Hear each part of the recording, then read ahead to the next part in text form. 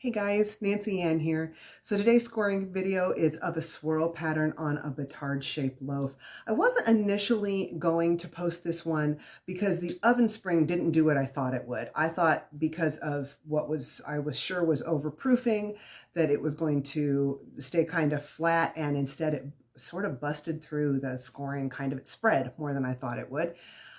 So I did go ahead and post a picture of it on the Bread Codes Discord channel, and someone said something encouraging, and someone else said, this is something I'm not even capable of, when I said I didn't think I was going to post a video. And I thought, maybe this could encourage somebody. So I hope this encourages someone. Also, if you do not follow Hendrik on the Bread Code, I would really highly recommend it. I'm sure you know who he is, but if you don't, he's got a really excellent channel that's mostly about sourdough, and it's all the stuff I don't do. It's everything but the more intricate scoring. So go check him out, and I hope you enjoy the video. This is a 500-gram white flour boule. And right now I'm spraying it. I found a spray bottle, everybody, evenly with water. I actually got it a little bit too wet, though, I think. And I'm spreading around with my hands. I thought I had so overproofed this one. It was ridiculous. I went to record a video for my other channel, and I left it in a warm spot too long. And when I came up, it had way more than doubled.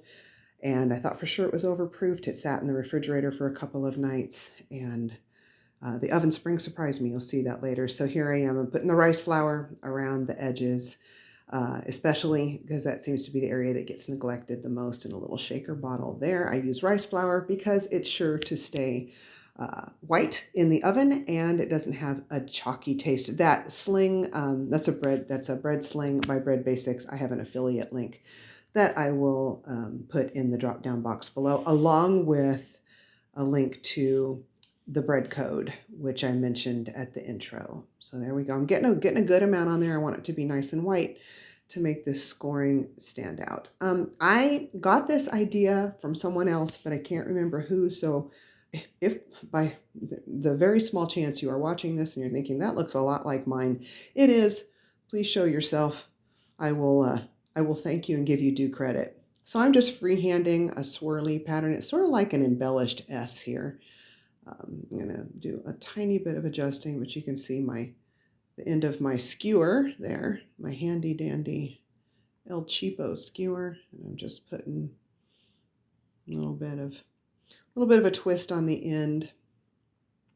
I was so certain, and I'm doing some little thingies there on the side just to do a little bit of extra detail. I was so certain that this was going to flatten out while I scored it. I wasn't at all sure that this was going to be a success in any way because of the overproofing.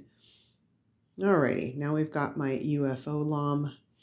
These are so handy. They do everything. They both do this intricate scoring, and they can make a really decent ear.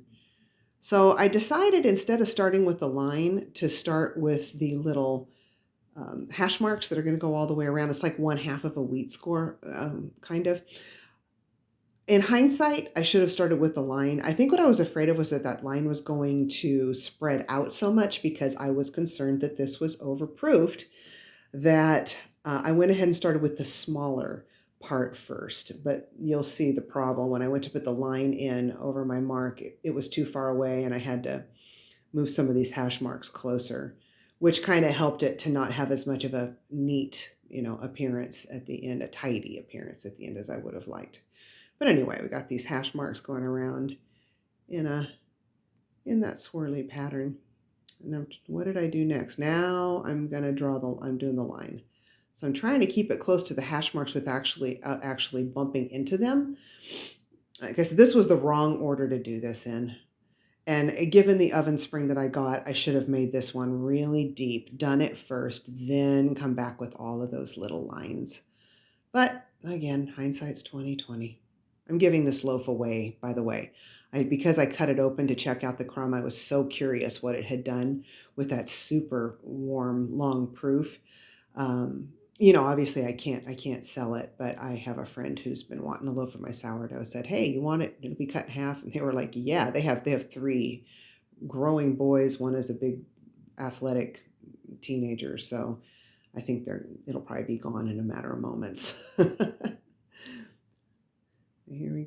And now I'm going back and I'm touching up those lines because they were not close enough to the final S-shaped score that I just did. So I'm going back and I'm just touching up and getting them in there closer. They're not standing so far away.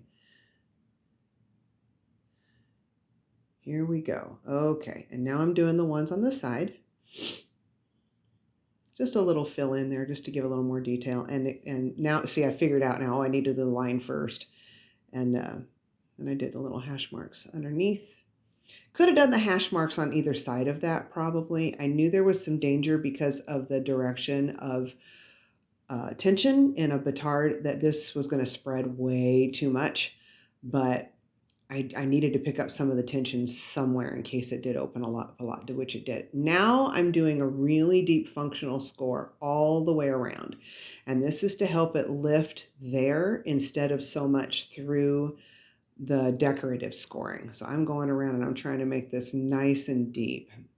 Sometimes I reach around those corners. It's hard to keep my angle, so then I'll go back in the other direction. And you'll see I'm about to go back the other way and make sure that line is nice and deep. Or what I want it to do is lift way up from the bottom if it's going to have oven spring and largely leave this decorative scoring alone. Here we go.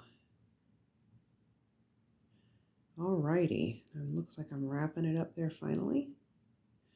And there we go. That is our decorative scoring. See you at the oven reveal.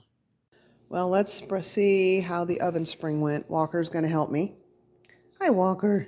Yeah, we got your tail wagging. Okay, he's going to help me see how the oven spring went on our swirly design with wheat-like things. Okay, I think this will have exploded out because that one did. And I'm not doing a video of that because it's so awful. That's a heart, by the way. That was a heart in the middle. But this one, I think it exploded out. Let's see. Here we go. And oh wow. That's pretty impressive, actually. That has beautiful oven spring. Wow, I think this is some of the best oven spring I've ever had from a loaf that I was absolutely convinced was utterly overproofed. Alrighty, we're gonna go back in the oven and brown them up, and I will see you when we look at the final product. Here we are with the final bake on my swirly design loaf. So there it is from the top. And down here, around the edge, you can see that functional score down there. I thought that would raise more, but it looks like it had such great oven spring in the middle. You know, for a loaf that I was so certain was overproofed, and as I was scoring it, I was thinking, I won't be posting this video. This is overproofed. It's going to go flat in the oven. I'm pretty happy with the way this one turned out. So that could have been worse, couldn't it? So there you go. I hope this helped you somehow. You know, the more I do these, the more I realize how little I know. I've said that before. The more I know I don't know. I'm learning all the time. I'm far from a professional scorer. I'm just kind of bringing you guys along as I learn and discover new little things. So if you like the video, would you please give it a like? I love it when you guys comment, and if you'd like to subscribe, I would absolutely love that. And I will see you on the next one. Bye-bye and be blessed.